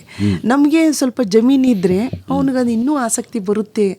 ನಾನು ಜಮೀನು ತಗೋಬೇಕು ಅಂದ್ಬಿಟ್ಟು ಯಜಮಾನರು ನಾನು ಇಬ್ಬರು ಮನಸ್ಸು ಮಾಡಿ ಸಾಲ ಮಾಡಿ ತಗೊಂಡ್ವಿ ಸರ್. ಅಲ್ಲಮ್ಮ, ಕೀಲಾರಕ್ಕೆ ಹೋಗಕ್ಕೆ ಏನು ಕಾರಣ ಅಂದೆ? ಜಮೀನು ನಮಗೆ ಸಿಕ್ಕಿದ್ದಲ್ಲೇ ಸರ್, ಕೀಲಾರದಲ್ಲಿ. ಅದಕ್ಕೋಸ್ಕರ ಯಾವುದಾದ್ರೂ ನೆಂಟರು ಬಂದು ಬಳಗ ಆ ಥರ ಯಾರು ಇದ್ರೇನ ಕೀಲಾರದಲ್ಲಿ? ಇಲ್ಲ, ಆ ಥರ ಏನಿಲ್ಲ. ನಮ್ಮದು ಆ್ಯಕ್ಚುಲಿ ಜಮೀನು ಇದ್ರೂ ಸಹ ನಾವು ಮಾಡೋಕ್ಕಾಗ್ತಿಲ್ಲ. 5 ಎಕರೆ ಅರಕೆರೆ ಪಕ್ಕದಲ್ಲೇ 5 ಎಕರೆ ಜಮೀನಿತ್ತು. ನಮ್ಮ ದೊಡ್ಡಮ್ಮ ಅವರೆಲ್ಲ, ನಮ್ಮ ತಾಯಿ ಎಲ್ಲ ಮಾಡೋ ಜನ ಇಲ್ಲಿ ನಿಮ್ಮನ್ನ ಸಹಿಸಲ್ಲ ಏನೇ ಮಾಡಿದ್ರು, ಈಗ ಸದ್ಯಕ್ಕೆ ಬೇಡ ಅಂತ ತಿಳ್ಕೊಂಬೋದನ್ನು ಮಾಡೋಕ್ಕೆ ಬಿಡ್ತಿರ್ಲಿಲ್ಲ. ನಮ್ಮ ತಂದೆ ಜಮೀನು ಒಣ ಜಮೀನು, ಅವ್ರದ್ದು ಇದೆ, ಈಗಲೂ ಇಟ್ಕೊಂಡಿದ್ದೀವಿ. 1-1/4 ಎಕರೆ ನಮ್ಮದು ಇದೆ. ಅದು ಒಣ ಜಮೀನು. ಅಲ್ಲಿ ನೀರಾವರಿ ಪ್ರದೇಶ ಕಡಿಮೆ, ಈಗ ನೀರಾವರಿ ಆಗಿದೆ. ಈಗ ಏತ ನೀರಾವರಿ ಮಾಡಿ ನೀರು ಕೆರೆಗೆ ತುಂಬಿಸಿ ಅದ್ರ ಮೂಲಕ ವ್ಯವಸಾಯ ಮಾಡ್ತಾಯಿದ್ದಾರೆ ಎಲ್ಲರೂ. ನಮಗೆಲ್ಲ ನೀರಾವರಿ ಇಲ್ಲ. ನಾವೆಲ್ಲ ಅಲ್ಲಿ 7-8 ಕಿಲೋಮೀಟ್ರ್ ನೀರು, ಕುಡಿಯೋ ನೀರು ತರೋಕ್ಕೆ 7-8 ಕಿಲೋಮೀಟ್ರ್ ಹೋಗೋಕ್ಕಾಗೋದು. ಕಾವೇರಿ ನದಿ ಹತ್ತಿರ ಇದ್ರೂ ನಾವು 7-8 ಕಿಲೋಮೀಟ್ರು ದೂರ ಹೋಗಿ ಕುಡಿಯೋ ನೀರು ತರಬೇಕಾಗೋದು, ಅಂಥ ಪರಿಸ್ಥಿತಿ. ಈಗ ಜಮೀನಿಗೆ ಹೇಗೆ, ಕೀಲಾರದಿಂದ ಹೇಗೆ ಹೋಗಬೇಕು ನಿಮ್ಮ ಜಮೀನಿಗೆ? ಸರ್, ಕೀಲಾರದಿಂದ ಬಸ್ಗಳು ಹೋಗುತ್ತೆ, ಗಾಡಿಗಳಲ್ಲಿ ಹೋಗ್ತೀವಿ. ಹೌದಾ? ಹೌದು ಸರ್. ಅಂದಾಜು ಎಷ್ಟು ಕಿಲೋಮೀಟರ್ ಇರ್ಬೋದು ಕೀಲಾರದಿಂದ? ಕೀಲಾರದಿಂದ ಬರೀ ಒಂದು 2-3 ಕಿಲೋಮೀಟರ್ ಅಷ್ಟೇ. ನಿನಗೆ ಮಂಡ್ಯದಿಂದ ಒಂದು 8-10 ಕಿಲೋಮೀಟರ್ ಆಗುತ್ತೆ ಸರ್. ಓಕೆ. ಏನೋ ಹೆಸರು ಭಾಳ ವಿಶೇಷವಾಗಿ ಕೊಟ್ಕೊಂಡಿದ್ದೀರಿ. ನಿಮ್ಮ ಹೆಸರು ಇರಬೇಕು ಅದರಲ್ಲಿ ಅಲ್ವಾ? ಮುಕ್ತಾ ಆರ್ಚರ್ಡ್ ಅಂತ ಕೊಟ್ಟಿದ್ದೀವಿ ಹೆಸರು ಅಲ್ವಾ? ಓಕೆ. ಏನಕ್ಕೆ ಆ ಹೆಸರನ್ನ ಆಯ್ಕೆ ಮಾಡಿದ್ರಿ? ಅದು ನೇಚರ್ ಬಗ್ಗೆ ಭಾಳ ಪ್ರೀತಿ ವ್ಯಾಮೋಹ ಇರೋದ್ರಿಂದ. ಆಮೇಲೆ ನಮ್ಮ ಮನೆಯವ್ರ ಹೆಸರು ಅದಕ್ಕೆ ಸೂಕ್ತ ಅಂತೇಳಿ ಅವ್ರಿಗೆ ಹೆಸರು ಕೊಟ್ಟಿದ್ವಿ. ಓಕೆ. ಮೇಡಮ್ ಭಾಳ ಖುಷಿಯಾಗಿರ್ಬೇಕಲ್ವ ಮೇಡಮ್? ಹಂಗೇನಿಲ್ಲ ಸರ್, ನನ್ನ ಮಗನಿಗೂ ಇಷ್ಟ ಅದು. ಓಕೆ, ಇರಲಿ ಬಿಡಿ, ತಾಯಿ ಅಲ್ವಾ. ಹೇಳಿ ಮೇಡಮ್, ಈಗ ಜಮೀನು ಎಷ್ಟು 25 ವರ್ಷದಿಂದ ತಗೊಂಡ್ರಿ ಅಲ್ವಾ? ಹೇಗಿತ್ತು ಜಮೀನು ತಗೊಂಡಾಗ? ಜಮೀನು ತೊಗೊಂಡಾಗ ಸರ್, ಸುತ್ತ ಬೇಲಿ ಇತ್ತು, ಆದರೆ ಎಲ್ಲ ಹಾಳಾಗಿತ್ತು. ಮತ್ತು ಮಾವಿನ ಮರ ಇತ್ತು ಅಂತ ಒಳ್ಳೆ ಮಾವು ಬಿಡ್ತಾ ಇರಲಿಲ್ಲ. ಆಮೇಲಿಂದ ಜಮೀನಲ್ಲಿ ತೆಂಗಿತ್ತು, ಅದಕ್ಕೂ ವ್ಯವಸಾಯ ಬೇಕಾಗಿತ್ತು. ಆಮೇಲೆ ಒಂದಷ್ಟು ತೇಗದ ಮರ ಇತ್ತು ಸರ್. ಇದಿಷ್ಟು ಇತ್ತು, ಸಸಿ ಅವಾಗಿನ ತೇಗ. ಈ ಥರ ಇತ್ತು ಸರ್ ಜಮೀನಿನ ವ್ಯವಸ್ಥೆ. ಎಷ್ಟು ಎಕರೆ ತಗೊಂಡಿತ್ತವು? 3 ಎಕರೆ ಜಮೀನು ಸರ್. 3 ಎಕರೆ ಜಮೀನು. ಹೌದು ಸರ್. ಆಮೇಲೆ ಏನು ಮಾಡಿದ್ರಿ ನೀವು? ಆಮೇಲೆ ನಾವು ಮಾಡ್ದೋ ಅನ್ನೋದಕ್ಕಿಂತ ಯಜಮಾನರು ಮತ್ತು ಮಗ ಇಬ್ಬರು ಸೇರಿ, ಮಗ ಅದಕ್ಕೆ ಫುಲ್ಲು ಬೇಲಿ ಹಾಕಿಸ್ದ ಸರ್, ಎಲೆಕ್ಟ್ರಿಕ್ಗೆ ಸಂಬಂಧಪಟ್ಟಂತೆ ಬೇಲಿ ಹಾಕಿಸ್ದ. ಆಮೇಲಿಂದ ಇದು ಮಾವು ಅಂತ ಒಳ್ಳೆ ಮಾವು ಇಲ್ಲದೇ ಇರೋದ್ರಿಂದ ಮಾವನ್ನ ತೆಗ್ಸಿದ್ರು ಸ್ವಲ್ಪ. ಈಗ ಅಲ್ಲಿ ಸಾಕಷ್ಟು ಹಣ್ಣಿನ ಗಿಡಗಳು, ಆಮೇಲೆ ಬೇಲದ ಗಿಡ, ಬೆಟ್ಟದಲ್ಲಿ ಗಿಡ, ಆಮೇಲೆ ಅಡಿಕೆ, ಇದನ್ನೆಲ್ಲ ಹಾಕಿದರೆ ಕರಿಬೇವು, ಹೀಗೆ ಎಲ್ಲ ಥರದ್ದು ಹಾಕಿ ಈಗ ತೋಟನ ಅಭಿವೃದ್ಧಿ ಮಾಡ್ತಾ ಇದ್ದಾರೆ ಸರ್. ಓಕೆ, ಮಾಡ್ತಾ ಇದ್ದಾರೆ ಅಂದರೆ ನೀವು ಸೇರ್ಕೊಂಡಿಲ್ವೇ? ನಾನು ಹೋಗ್ತೀನಿ ಸರ್, ರಜದಿನಗಳಲ್ಲಿ ಹೋಗ್ತೀನಿ. ಹೋಗಿ ಅವ್ರ ಜೊತೆನಲ್ಲಿ ನಾನು ಏನು ಆಗುತ್ತೋ ಅಷ್ಟು ಕೆಲಸನ ಮಾಡ್ತೀನಿ. ಓಕೆ, ಇಂಥ ಗಿಡ ಹಾಕಬೇಕು, ಇಂಥ ಗಿಡ ಇಲ್ಲಿರಬೇಕು, ಇಂಥದ್ದು ಇಲ್ಲಿರಬೇಕು ಅಂತ ಸಲಹೆನೂ ತಾವು ಕೊಡಲ್ವೇ ಅಲ್ಲೋಗಿ? ಇಲ್ಲ ಸರ್, ಆ ಸಲಹೆ ಎಲ್ಲ ಯಜಮಾನ್ರದ್ದೇ ಜಾಸ್ತಿ ಆಗಿರುತ್ತೆ. ಹೌದೇ? ಹೌದು. ಆಮೇಲೆ ಹೋಗ್ತೀರಿ, ಜಮೀನಲ್ಲಿ ಇರ್ತೀರಿ, ಒಂದಷ್ಟು ಸುತ್ತಾಡ್ತೀರಿ, ವಾಪಸ್ ಬಂದ್ಬಿಡ್ತೀರಿ ಅಷ್ಟೇನಾ? ಸಂಜೆ ತನಕ ಅಲ್ಲೇ ಇರ್ತೀವಿ ಸರ್. ಹೌದಾ? ಅಲ್ಲೇ ಕಳೆ ಕೀಳೋದು, ಇನ್ನೇನು ಅದಕ್ಕೆ ನೀರಿನ ವ್ಯವಸ್ಥೆ ಇದ್ದರೆ, ಅಂದರೆ ಡ್ರಿಪ್ ಇರಿಗೇಷನ್ನೇ ಮಾಡಿಸಿದ್ದಾರೆ, ಅದಕ್ಕೆ ಸಂಬಂಧಪಟ್ಟಂತೆ ಸುತ್ತ ನೋಡ್ಕೊಂಬರೋದು, ಇದನ್ನೆಲ್ಲ ಮಾಡ್ಕೊಂಡು ಹೋಗ್ತೀವಿ. ಗೊಬ್ಬರ ಇದ್ದರೆ ಅದನ್ನು ಸ್ವಲ್ಪ ಹಾಕೋದು. ನಿಮ್ಮ ಆಸೆ ಏನು ಮುಕ್ತಾ ಅವ್ರೆ? ನಿಮ್ಮ ಹೆಸರೇ ಇಟ್ಟಿದ್ದಾರೆ ಫಾರಮ್ಗೆ. ಅದು ಹೇಗಿರಬೇಕು, ಇನ್ನೊಂದು 10 ವರ್ಷಕ್ಕೆ ಏನಾಗಬೇಕು ಅನ್ನೋ ಆಸೆ ಇದೆ ತಮಗೆ? ಸರ್, ಎಲ್ಲ ಥರದ್ದು ಹಣ್ಣಿನ ಗಿಡಗಳಿರ್ಬೇಕಲ್ಲಿ, ಎಲ್ಲ ಥರ ಪಕ್ಷಿಗಳು ಬರಬೇಕಲ್ಲಿ ನೋಡೋದಕ್ಕೆ, ಮತ್ತು ಜನಗಳು ಅಷ್ಟೇ ಬಂದು ನೋಡಿಕೊಂಡು ಈ ಥರ ನಾವು ಮಾಡಬೇಕು ಅನ್ನೋ ಒಂದು ಆಸೆನಲ್ಲಿ ಹೋಗಬೇಕು. ನೀವು ಪಕ್ಷಿಗಳನ್ನು ಗುರುತಿಸ್ತೀರಾ? ಕಲ್ತಿದ್ದೀರಾ? ಗುಬ್ಬಿ ಬಂದ್ರೇ ಒಂದು ದೊಡ್ಡ ಸಂತೋಷ ಸರ್. ಅಷ್ಟು ಖುಷಿ ಅನಿಸುತ್ತೆ. ಒಂದು ಗಿಣಿ ಬಂದ್ರೇ ಖುಷಿ ಅನಿಸುತ್ತೆ. ಸಾಕಷ್ಟು ನವಿಲುಗಳು ಬರುತ್ತೆ ಪಕ್ಕದ ಜಮೀನುಗಳಿಂದ. ಸಾಕಷ್ಟು ಪಕ್ಷಿಗಳನ್ನ ನೋಡಿದಾಗ ಭಾಳ ಮನಸ್ಸಿಗೆ ಅದ್ರ ಕೂಗನ್ನ ಕೇಳಿದಾಗಲೂ ಅಷ್ಟೇ ಮನಸ್ಸಿಗೆ ತುಂಬ ಖುಷಿ ಆಗುತ್ತೆ ಸರ್. ಹೇಳಿ ಸರ್, ಯಾವ ರೀತಿ ಜಮೀನನ್ನು ಅಭಿವೃದ್ಧಿ ಮಾಡಿದ್ರಿ ಅಂತ? ಅಂದರೆ ನಾನು ಈ ಕೇಬಲ್ ಟಿ ವಿ ಮಾಧ್ಯಮದಲ್ಲೇ ನಾನು ಒಂದು ಚಾನಲ್ ಮಾಡ್ತಿದ್ದೆ, ಕೃಷಿ ರಂಗ ಅಂತೇಳಿ. ಅದರಲ್ಲಿ ನಾನು ಭಾಳಷ್ಟು ರೈತರಿಗೆ ಕೃಷಿ ವಿಜ್ಞಾನದ ಜೊತೆಗೆ, ಆಮೇಲೆ ಆರ್ಟಿಕಲ್ಚರು, ಅಗ್ರಿಕಲ್ಚರು ಅಧಿಕಾರಿಗಳ ಜೊತೆಲಿ ಅವ್ರಿಗೇನು ಅನುಕೂಲ ಮಾಡಬೇಕು ಅದೆಲ್ಲ ನಮ್ಮ ಚಾನಲ್ ಮೂಲಕನೂ ಮಾಡ್ತಿದ್ದೋ. ಪ್ಲಸ್ ವಾಲಂಟಿಯರಾಗಿ ಯಾರಿಗಾರು ತೊಂದರೆ ಆದಾಗ ಅವ್ರನ್ನ ಕರ್ಕೊಂಡೋಗಿ ನೇರ ಭೇಟಿ ಮಾಡಿಸಿ ಅದೆಲ್ಲ ಮಾಡ್ತಿದ್ದೆ. ಆಕಾಶವಾಣಿಯಲ್ಲಿ ಕೃಷಿ ರಂಗ ಪ್ರಸಾರ ಮಾಡಿದಾಗ ನಾವು ಮಾಡ್ತಿದ್ದೆ. ತುಂಬ ಖುಷಿ ಆಗುತ್ತೆ. ನಾನು ಸತತ ಒಂದು 16-17 ವರ್ಷ ಕಾರ್ಯಕ್ರಮ ಮಾಡಿ. ಯಾವ ಸಮಯದಲ್ಲಿ ಪ್ರಸಾರ ಮಾಡ್ತಿದ್ರಿ? ನಾವೆಲ್ಲ ಸಾಯಂಕಾಲ 7ರಿಂದ ಹೆಚ್ಚು ಕಮ್ಮಿ 9 ಗಂಟೆವರೆಗೆ ಲೈವ್ ಪ್ರೋಗ್ರಾಮ್ ಇರೋದು. ಯಾರನ್ನಾದ್ರೂ ಕರ್ಕೊಂಬಂದು ಕೂರಿಸ್ತಿತ್ತು, ಒಳ್ಳೆ ಸಲಹೆ ಕೊಡೋರು. ಭಾಳಷ್ಟು ಕಾಲ್ ಬರ್ತಿತ್ತು. ಅವಾಗ ನಮ್ಮದು ವ್ಯಾಪ್ತಿ ಜಾಸ್ತಿ ಇತ್ತು. ನಾವು ಮಂಡ್ಯ ಅಲ್ದೇ ಪಕ್ಕದಲ್ಲಿ ರಾಮನಗರ ಡಿಸ್ಟಿಕ್ ಹೋಗ್ತಿದ್ದೋ, ಈ ಕಡೆ ಮೈಸೂರು ಸ್ವಲ್ಪ ಭಾಗ ಬರ್ತಿತ್ತು, ಚನ್ನರಾಯಪಟ್ಟಣ ಸ್ವಲ್ಪ ಭಾಗ ಹೋಗ್ತಿತ್ತು, ತುಮಕೂರು ಸ್ವಲ್ಪ ಭಾಗ ಹೋಗ್ತಿತ್ತು. ಸುಮಾರು ಕಡೆ ನಮ್ಮ ವ್ಯಾಪ್ತಿ ಚೆನ್ನಾಗಿತ್ತು ಅವಾಗ. ಈ ಗ್ಲೋಬಲೈಸೇಷನ್ ಆದಾಗ ಸ್ವಲ್ಪ ಟೆಕ್ನಾಲಜಿ ಬದಲಾದಾಗ ಏನಾಗಿತ್ತು ಅಂದರೆ ನಮ್ಮ ಇನ್ವೆಸ್ಟ್ಮೆಂಟು ಜಾಸ್ತಿ ಕೇಳ್ತಿದ್ದು, ಹಾಗಾಗಿ ನಾವು ಅದನ್ನು ಕಂಟಿನ್ಯೂ ಮಾಡೋಕ್ಕಾಗಲಿಲ್ಲ. ಆಯಿತು. ಈಗ ಜಮೀನು ಹೇಗೆ ಡೆವಲಪ್ ಮಾಡಿದ್ರಿ ಹೇಳಿ? ಜಮೀನು ನಾನು ಮತ್ತು ಮಗ ಸೇರ್ಕೊಂಡು ಮಾಡಿದ್ವಿ, ತುಂಬ ಚೆನ್ನಾಗಿ ಮಾಡಿದ್ವಿ, ಖುಷಿ ಅನಿಸುತ್ತೆ. ನಿಮ್ಮ ಮಗನ ಬಗ್ಗೆ ಒಂಚೂರು ಹೇಳಿ. ಮಗ ಹರ್ಷ ಅಂತೇಳಿ, ಅವರು ಮಂಡ್ಯದಲ್ಲೇ ಅವರು ವಿದ್ಯಾಭ್ಯಾಸ ಆಗಿದ್ದು, ಅಪ್ ಟು ಅವರು BE ಮುಗಿಸಿ ಜರ್ಮನ್ಗೆ ಹೋದ್ರು MS ಮಾಡಲಿಕ್ಕೆ. ಅಲ್ಲೂ ಸಹ ಅವರು ಒಳ್ಳೆ ಅಚೀವ್ ಮಾಡಿದ್ದಾರೆ. ಖುಷಿ ಆಗುತ್ತೆ. ಒಂದು ಕಂಪ್ನಿಗೆ CEO MD ಆಗಿ ಸುಮಾರು ಒಂದು 600 ಜನದವ್ರಿಗೆ ಕೆಲಸ ಕೊಟ್ಟಿದ್ದಾರೆ ಬೆಂಗಳೂರಲ್ಲಿ ಕೊರೋನಾ ಟೈಮಲ್ಲಿ. ಅದು ಗ್ರೇಟ್ ಅಚೀವ್ಮೆಂಟು. ಆವಾಗಲೂ ಸಹ ಅವ್ರಿಗೆ ಇಂಡಿಯನ್ ಇದರಲ್ಲಿ best tech leader of India ಅಂತೇಳಿ ಅವಾರ್ಡು ಸಿಕ್ತು. ಅದು ಸಹ ನಮ್ಗೆ ಭಾಳ ಸಂತೋಷ ಕೊಟ್ಟಿದೆ. ಆಮೇಲೆ ಚಿಕ್ಕ ವಯಸ್ಸಲ್ಲಿ ಅವ್ರು ತುಂಬ ಅವಾರ್ಡ್ ಬಂದಿದೆ, ಸುಮಾರು ಒಂದು 160 ಅವಾರ್ಡ್ ಬಂದಿದೆ. ಓಕೆ. ನೀವು ನಿಮ್ಮ ಮಗ ಸೇರ್ಕೊಂಡು ಏನು ಮಾಡಿದ್ರಿ ಜಮೀನಲ್ಲಿ? ಮಗ ಪಾಪ ಅವರು ಈಗ ಕೆಲಸ ಮಾಡ್ತಿದ್ದಾರೆ. ಅವರು ಸಲಹೆ ಕೊಡ್ತಿರ್ತಾರೆ, ಇಂಥದ್ದು ಮಾಡಿ, ಈಗ ಮಾಡಿ, ಟೆಕ್ನಾಲಜಿ ನಾ ಬಳಸ್ತೀನಿ, ನೀವು ಗಿಡ ಬೆಳೆಸಿ. ಟೆಕ್ನಾಲಜಿ ಜೊತೆಲಿ ಎರಡೂ ಜಮೀನಲ್ಲಿ ಟೆಕ್ನಾಲಜಿ ಮತ್ತು ಗಿಡ ಎರಡೂ ಒಟ್ಟೊಟ್ಟಿಗೆ ಹೋಗಲಿ. ಈ ಟೆಕ್ನಾಲಜಿ ಅಂದರೆ ಏನೇನು ಮಾಡಿದಿರಿ ಹೇಳಿ? ಟೆಕ್ನಾಲಜಿ ಡ್ರಿಪ್ ಇರಿಗೇಷನ್ ನಾವು ಯಾರನ್ನೂ ಯೂಸ್ ಮಾಡ್ಕೊಂಡು ನಾವೇ ಮಾಡಿದ್ದೀವಿ. ನಮ್ಮ ಡ್ರಿಪ್ ಇರಿಗೇಷನ್ ನಾವೇ ಮಾಡಿದ್ವಿ. ಪೂರ್ತಿ ನಮ್ಮ ಜನ ಯಾರ ಸಹಾಯನೂ ಪಡೀಲಿಲ್ಲ ಅಲ್ಲಿ. ನಮ್ಮದೇ ಒಂದು ಮೆಥಡ್ ಬಳಸ್ಕೊಂಡು ನಾವೇ. ಏನು ಮೆಥಡ್ ಅದು? ಮೆಥಡ್ ಅಂದರೆ ಏನೇನು ಪೈಪ್ಲೈನ್ ಹಾಕಿ ಯಾವ ಥರ ಹಾಕಬೇಕು, ಎಷ್ಟು ಮಟ್ಟಿಗೆ, ಈಗ 4 ಲೀಟ್ರ್ ಹೋಗ್ಬೇಕು, 8 ಲೀಟ್ರ್ ಹೋಗ್ಬೇಕು, 12 ಲೀಟ್ರ್ ಹೋಗ್ಬೇಕು ಗಿಡಕ್ಕೆ, ಆ ಥರ ಸಿಗತ್ತೆ. ಇಸ್ರೇಲ್ ಟೆಕ್ನಾಲಜಿಲಿ ಆ ಥರದ್ದೆಲ್ಲ ಸಿಗತ್ತೆ. ಅದನ್ನು ಬಳಸಿ ಪೈಪೆಲ್ಲ ಅಂಡರ್ಗ್ರೌಂಡ್ ಮಾಡಿದ್ವಿ.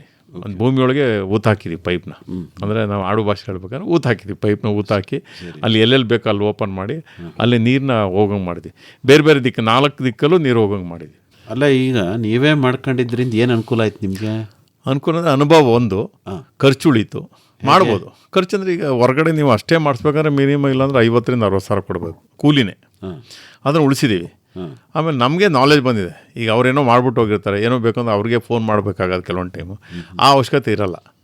ನಮಗೆ ಗೊತ್ತಾಗತ್ತೆ ಜಮೀನಲ್ಲಿ ಎಲ್ಲಿ ಏನಾದರೂ ನಾವೇ ಮಾಡ್ಬೋದು. ಅಲ್ಲ, ಲೇಬರ್ದೊಂದು ಉಳಿಸಿದ್ರಿ. ಆಮೇಲೆ ಏನಾದರೂ ಒಟ್ಟಾರೆ ನೀವು ಎಕ್ವಿಪ್ಮೆಂಟ್ಸ್ ಹಾಕಿ ನಾವೇ ಹೋಗಿ ತಂದು ಅದರಲ್ಲೂ ಉಳಿಸಿದ್ದೀವಿ.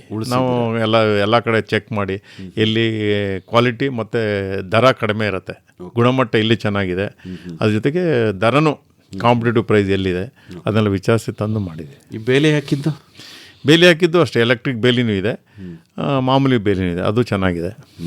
ಅದು ನೀವೇ ಮಾಡ್ಕೊಂಡಿದ್ದ? ಅದನ್ನು ಮಾಡಿಸಿದ್ದೀವಿ. ಯಾಕಂದ್ರೆ ತಂತಿ ಅದು ಸ್ವಲ್ಪ ತುಂಬ ಇದಾಗಿರುತ್ತೆ, ಶಾರ್ಪ್ ಆಗಿರುತ್ತೆ, ಕೈಗೆ ಕೂತು ಆ ಕೆಲಸ ಮಾಡೋರನ್ನೇ ಕರ್ಕೊಂಬಂದು ಬೇಲಿಗೆ ಮಾತ್ರ ಅವ್ರ ಕೆಲಸ ಮಾಡಿಸಿದ್ದೀವಿ. ಓಕೆ. ಆಮೇಲೆ ಯಾವ ತರಹ ಬೆಳೆಗಳನ್ನು ಹಾಕಿ ಅಭಿವೃದ್ಧಿ ಮಾಡ್ತಾ ಬಂದ್ರಿ ಹೇಳಿ, ಮೊದಲಿಂದ ಕೊನೆ ತನಕ ಹೇಳಿ. ನಾವು ತೊಗೊಂಡಾಗ ಏನೂ ಇರಲಿಲ್ಲ ಆ್ಯಕ್ಚುಲಿ. ಮಾವಿನ ಗಿಡ ಸ್ವಲ್ಪ ಹಾಕಿ ಬಿಟ್ಬಿಟ್ಟಿದ್ರು.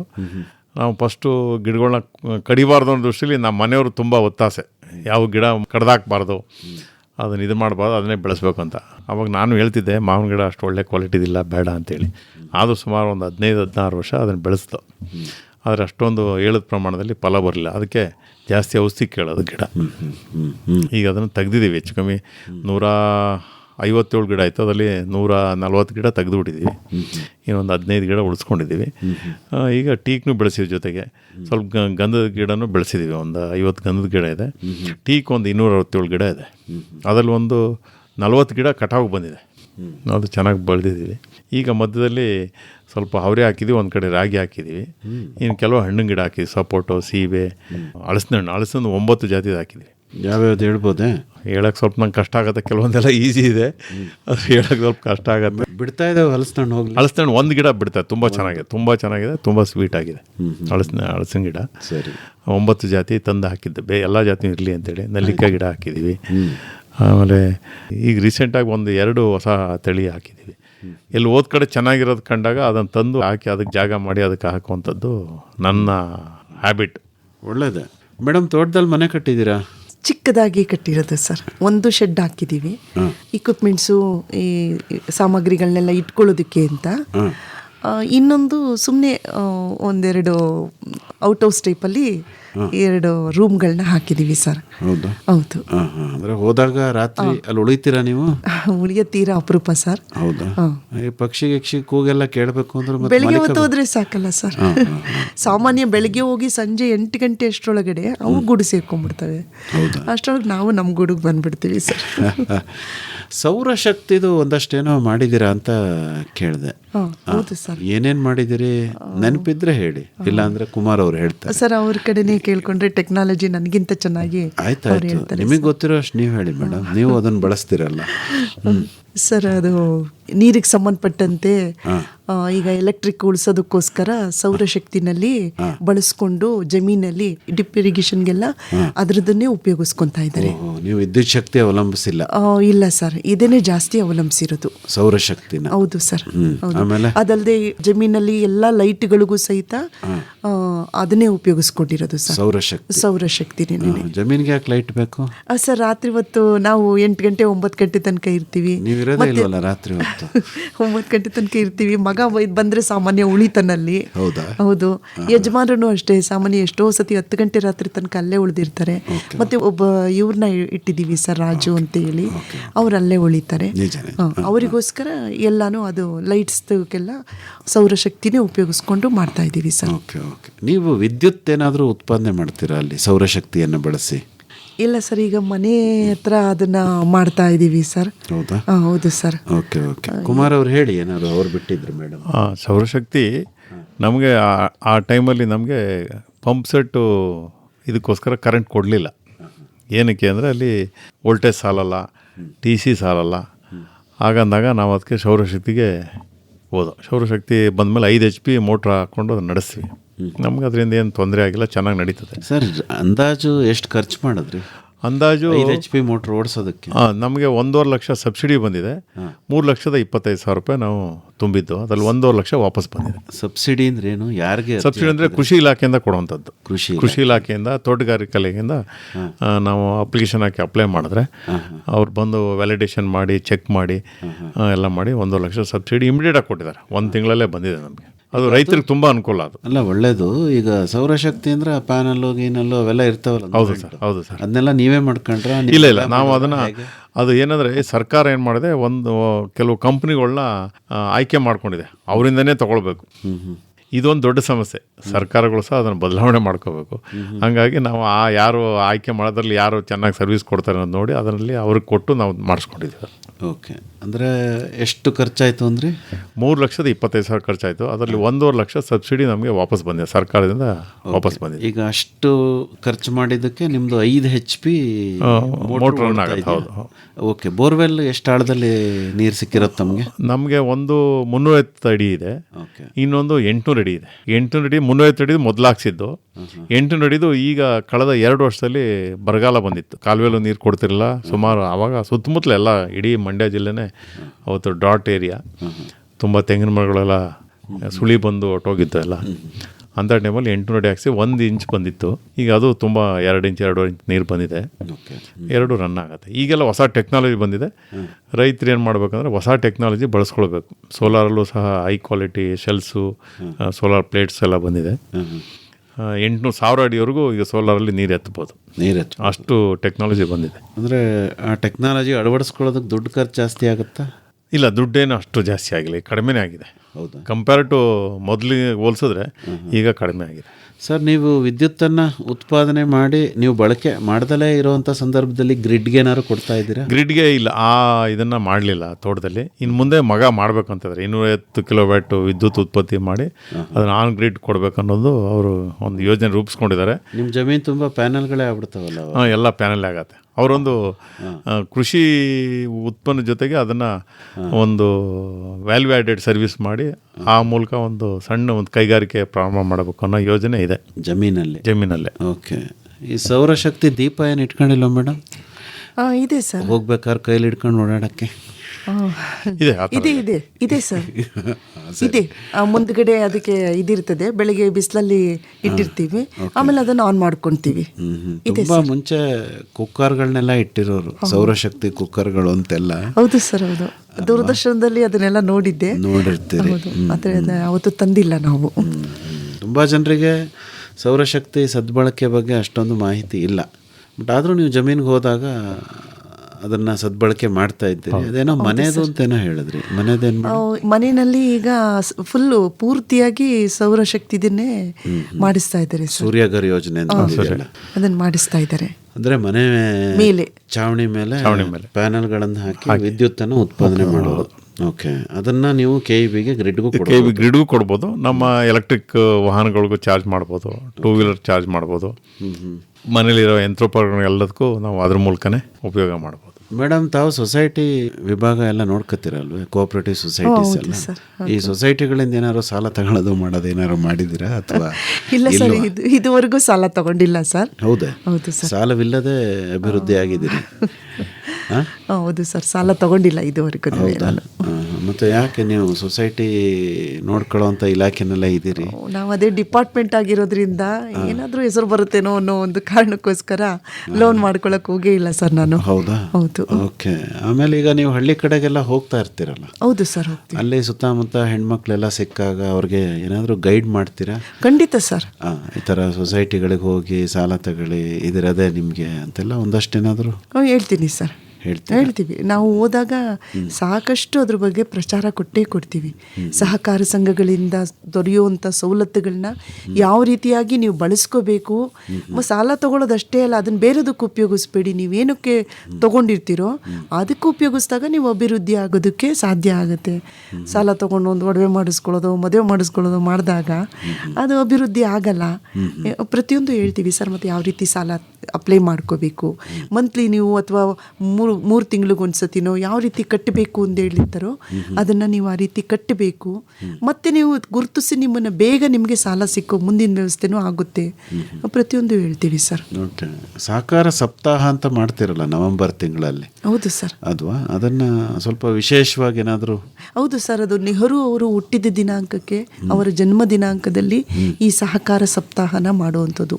7 ದಿನಗಳು ಈ ಸಪ್ತಾಹನ ಆಚರಿಸ್ತೀವಿ ಸರ್. ನಮ್ಮ ಸಹಕಾರ ಸಪ್ತಾಹದಲ್ಲಿ 7 ಬಣ್ಣಗಳುಳ್ಳಂಥ ಬಾವುಟ ಇದೆ ಸರ್. ಅದನ್ನು ಪ್ರತಿಯೊಂದು ಸಹಕಾರ ಸಂಘಗಳ ಮೇಲೂ ಸಹಿತ ಆರಿಸಬೇಕು. ಲಾಂಛನ ಇದೆ. ಆಮೇಲೆ ಈ ಸಹಕಾರ ಸಪ್ತಾಹದಲ್ಲಿ ಪ್ರತಿ ಸೊಸೈಟಿ, ಒಂದು ಹೋಬಳಿ ಮಟ್ಟದಲ್ಲಿ ಸೊಸೈಟಿಗಳನ್ನ ಒಗ್ಗೂಡಿಸಿ ಪ್ರಚಾರ ಕಾರ್ಯಕ್ರಮ ಮಾಡ್ತೀವಿ ಸರ್. ಆವಾಗ ಒಂದೊಂದು ವಿಷಯನ ಕೊಟ್ಟಿರ್ತಾರೆ, ಅಭಿವೃದ್ಧಿ ಯಾವ ರೀತಿ ಅನ್ನೋದಕ್ಕೆ. ಅದರ ಬಗ್ಗೆ ಮಾತಾಡೋದು, ಅದ್ರ ಬಗ್ಗೆ ಪ್ರಚಾರ ಮಾಡೋದು ವ್ಯವಸ್ಥೆ ಇರುತ್ತೆ. ಇದಲ್ಲದೆ ಸಹಕಾರ ರತ್ನ ಪ್ರಶಸ್ತಿನೂ ಕೊಡ್ತಾರೆ. ಅದಲ್ಲದೆ ಉತ್ತಮ ಕೆಲಸ ಮಾಡಿರುವಂಥ ಸಹಕಾರ ಸಂಘಗಳನ್ನ ಮತ್ತು ಆಡಳಿತ ಮಂಡಳಿನ ಗುರುತಿಸಿ ಅವ್ರಿಗೂ ಸಹಿತ ಬಹುಮಾನ ಕೊಡುವಂಥ ವ್ಯವಸ್ಥೆ ಇರುತ್ತೆ. ಮತ್ತು ಪ್ರತಿ ಸ್ಕೂಲು ಶಾಲೆಗಳಿಗೆ ಈ ಸಹಕಾರದ ಬಗ್ಗೆ ಡಿಬೇಟ್ ಕಾರ್ಯಕ್ರಮಗಳನ್ನ ಇಡ್ತಾರೆ. ಅವ್ರಿಗೂ ಸಹಿತ ಬಹುಮಾನ ಕೊಟ್ಟು ಅಲ್ಲೂ ಸಹಿತ ಪ್ರಚಾರ ಮಾಡ್ತಾರೆ ಸರ್. ಈ ಸಹಕಾರ ಸಂಘಗಳಿಂದ ಕೃಷಿ ಅಭಿವೃದ್ಧಿ ಆಗ್ತಿದೆ ಅಂತ ತಮಗನ್ಸುತ್ತಾ ಮೇಡಮ್? ಆಗುತ್ತೆ ಸರ್, ಹೇಗೆ ಆಗ್ತಾ ಇದೆ ಸರ್. ಈಗ ಬೀಜನ ನಮ್ಮ ಸಹಕಾರ ಸಂಘಗಳಿಂದ ಕೊಡ್ತಾರೆ, ಗೊಬ್ಬರನ ಸಹಿತ ಸಹಕಾರ ಸಂಘಗಳಿಂದ ಕೊಡ್ತಾರೆ. ಈಗ ಯಂತ್ರೋಪಕರಣಗಳನ್ನೂ ಸಹಿತ ಸಹಕಾರ ಸಂಘಗಳಿಂದ ಕೊಡೋ ವ್ಯವಸ್ಥೆ ಇದೆ ಸರ್. ಈಗ TAPCMS ಪ್ರತಿ ತಾಲೂಕಲ್ಲೂ ಇದೆ. ಅಲ್ಲಿ ನೇಗಲಿಂದ ಹಿಡಿದು ಪ್ರತಿ ಕುಡ್ಲು ಕೊಡ್ಲಿ ಪ್ರತಿಯೊಂದು ಉಪಯೋಗಕ್ಕೆ ಏನೇನು ಬೇಕೋ ಅದನ್ನೆಲ್ಲ ಮಾರಾಟ ಮಾಡೋ ವ್ಯವಸ್ಥೆ ಇದೆ ಸರ್. ಅದ್ರ ಮೂಲಕನೂ ಸಹಿತ ಅಭಿವೃದ್ಧಿ ಆಗಕ್ಕೆ ಸಾಧ್ಯ ಇದೆ ಸರ್. ಅದಲ್ಲದೆ ಟ್ರೈನಿಂಗ್ ಕೊಡ್ತಾರೆ ಸರ್. ಸಾಲನೂ ಕೊಡ್ತೀವಿ, ಮನ್ನಾ ಮಾಡ್ತೀವಿ ಸಾಲನ. ನಮ್ಮ ಡಿಪಾರ್ಟ್ಮೆಂಟ್ ಇಂದಾನೆ ಸಾಲ ಮನ್ನಾ ಆಗುವಂಥದ್ದು. ಮನ್ನಾ ಮಾಡೋದು ಬೇಡ, ಸಾಲ ಹೌದು ಸರ್ ಮಾಡ್ತೀವಿ. 50,000 ಪ್ರತಿ ವರ್ಷ ಯಾರು ಸದಸ್ಯ ತಗೊಂಡಿರ್ತಾನೋ ಅವನು ಯಾವುದೇ ಕಂತನ್ನ ಬಾಕಿ ಇಟ್ಕೊಳ್ದೇನೆಯ 50,000 ಪೂರ್ಣ ಉಳಿಸ್ಕೊಂಡಷ್ಟೇ ಇನ್ನೆಲ್ಲಾನು ಕಟ್ಟಿದ್ದಾಗ ಅವನಿಗೆ 50,000 ಮನ್ನಾ ಮಾಡುತ್ತೆ ಸರ್ಕಾರ. ಇದು ಪ್ರತಿ ವರ್ಷ ಮಾಡ್ತಾ ಇದೆ. ಅದರಿಂದ ಎಷ್ಟೋ ಅನುಕೂಲಗಳನ್ನ ಪಡ್ಕೊಳ್ತಾ ಇದ್ದಾರೆ. ಮತ್ತು ಈ ಹಾಲು ಉತ್ಪಾದಕರ ಸಹಕಾರ ಸಂಘಗಳಿದಾವಲ್ಲ ಸರ್, ಇದು ಇತ್ತೀಚೆಗೆ ಅಂದರೆ ಸುಮಾರು ಒಂದು 30 ವರ್ಷದಿಂದಲೂ ಮಹಿಳಾ ಹಾಲು ಸಹಕಾರ ಸಂಘಗಳನ್ನೇ ಮಾಡ್ತಾ ಇರೋದು.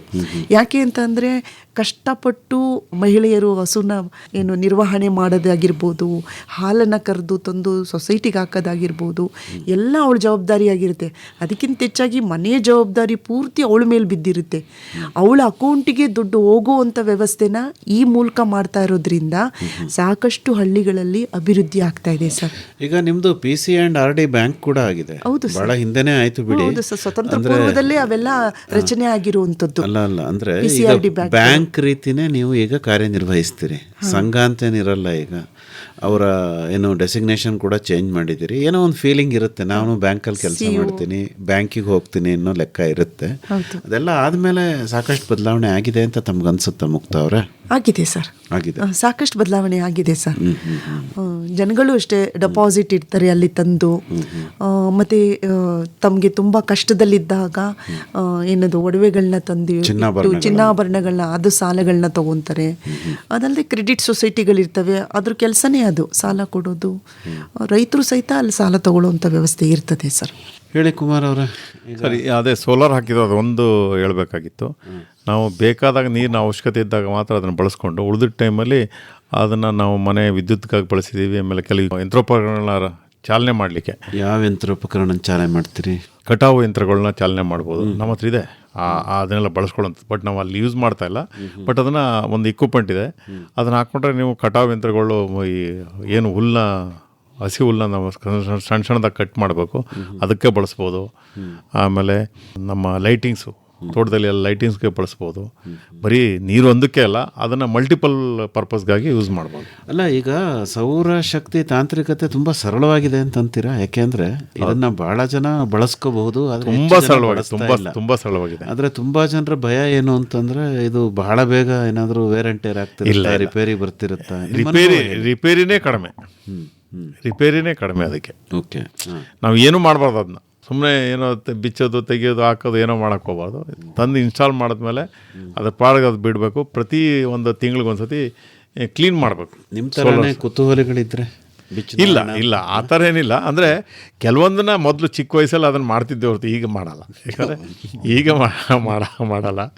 ಅವತ್ತಿನ ದಿನ ಅದು ಆ ಟೈಮು ನಮ್ಗೆ ಚಿಕ್ಕ ವಯಸ್ಸಲ್ಲಿ ಕಲಿಯೋ ವಯಸ್ಸು. ಏನಿದೆ ಇದ್ರೊಳಗೆ, ಏನಿದೆ ರೇಡಿಯೋದೊಳಗೆ, ಏನಿದೆ ರೇಡಿಯೋ ನಾನು ಹೆಚ್ಚು ಕಮ್ಮಿ ವಾಲ್ನೇ ಮುರಿದು ಹಾಕ್ಬಿಟ್ಟಿದ್ದೀನಿ. ಈಗ ಮುಂದೆ ಏನೇನು ಮಾಡಬೇಕು ಅನ್ನೋ ಒಂದು ಕನಸುಗಳು, ಆಸೆಗಳನ್ನು ಇಟ್ಕೊಂಡಿದ್ದೀರಿ? ಮುಂದೆ ಎಲ್ಲ ಕಂಪ್ಲೀಟ್ ಆಟೋಮೇಷನ್ ಮಾಡಬೇಕು ಅನ್ನೋದಿದೆ. ಇವತ್ತಿನ ಕಂಪ್ಲೀಟ್ ಆಟೋಮೇಷನ್ ಅಂದರೆ ಅದೇ ಜಾಗದಲ್ಲಿ ನನ್ನ ಮಗ ಒಂದು ಇಂಡಸ್ಟ್ರಿ ತರಬೇಕಂತ ಇದ್ದಾನೆ. ಅಗ್ರಿಕಲ್ಚರ್, ರೈತರಿಗೆ ಸಹಾಯ ಆಗುವಂಥದ್ದು. ರೈತರ ಏನು ಬೆಳೀತಿರ್ತಾರೆ ಆ ಫಸಲುಗಳನ್ನ ತಗೊಂಡು ಅದನ್ನು ಮತ್ತೆ ವ್ಯಾಲ್ಯೂ ಆ್ಯಡೆಡ್ ಮಾಡಬೇಕು ಅನ್ನೋದೊಂದು. ಆಮೇಲೆ ಅಲ್ಲೇ ನಾವು ಒಂದು 250 ಕಿಲೋವ್ಯಾಟ್ ವಿದ್ಯುತ್ ಶಕ್ತಿ ತಯಾರು ಮಾಡಿ ಅದನ್ನು ಕೊಡುವಂಥದ್ದು, ಗ್ರಿಡ್ಗೆ ಕೊಡುವಂಥದ್ದು.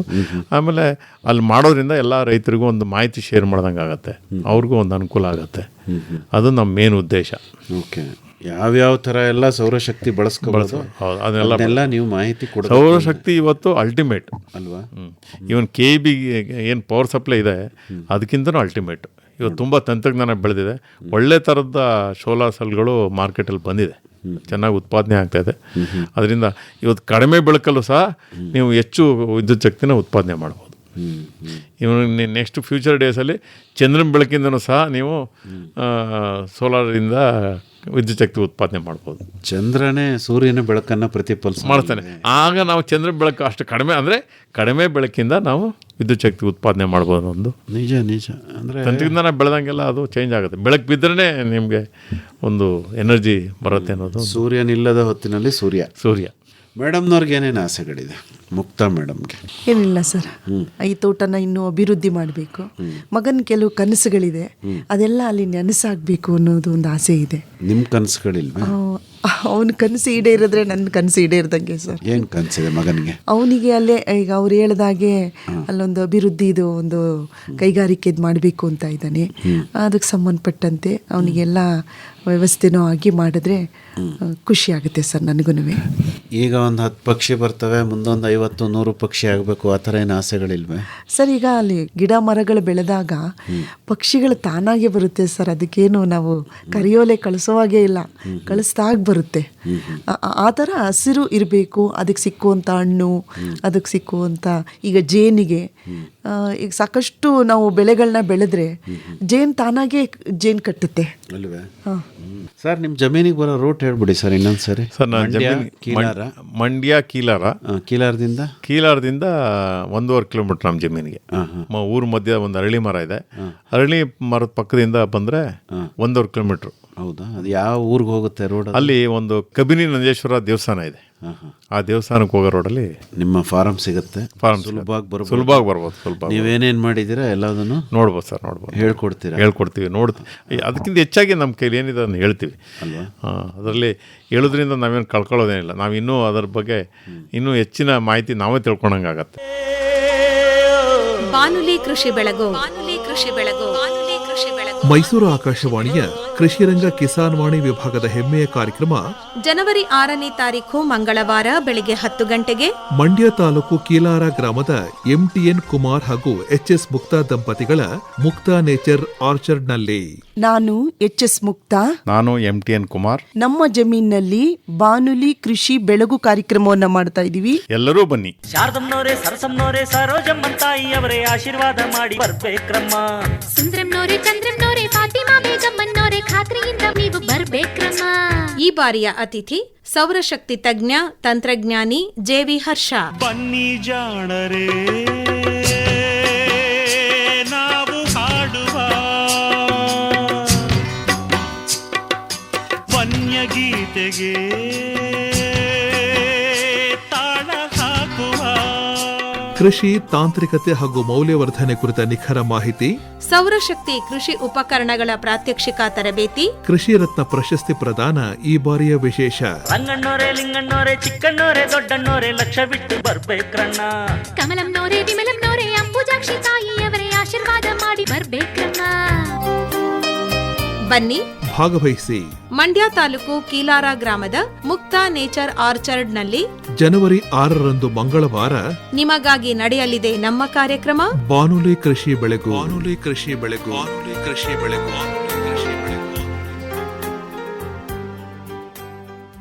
ಹೆಚ್ಚಿನ ಮಾಹಿತಿಗೆ ನಿಮ್ಮನ್ನೇ ನೇರವಾಗಿ ಸಂಪರ್ಕ ಮಾಡಬೇಕು ಅಂದರೆ ನಿಮ್ಮ ಮೊಬೈಲ್ ಸಂಖ್ಯೆ ಏನು ಕುಮಾರ್ ಅವರೇ? 944 98 33 779.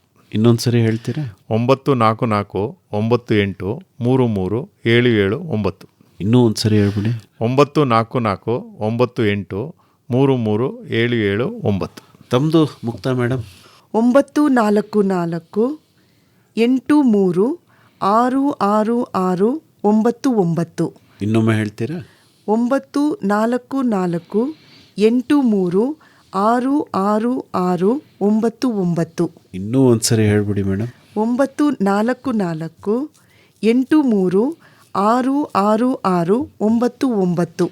ಒಳ್ಳೆಯದು ಮುಕ್ತಾ ಅವರೇ ಹಾಗೂ ಕುಮಾರ್ ಅವರೇ, ಇದುವರೆಗೂ ಸಮಗ್ರ ಕೃಷಿಯ ನಿಮ್ಮ ಅನುಭವಗಳನ್ನು ಬಹಳ ಚೆನ್ನಾಗಿ ಹಂಚಿಕೊಂಡ್ರಿ. ಒಳ್ಳೆಯದಾಗಲಿ, ನಿಮ್ಮೆಲ್ಲ ಕನಸುಗಳು ನನಸಾಗಲಿ. ವಂದನೆಗಳು. ನಮಸ್ಕಾರ. ನಮಸ್ತೆ ಸರ್.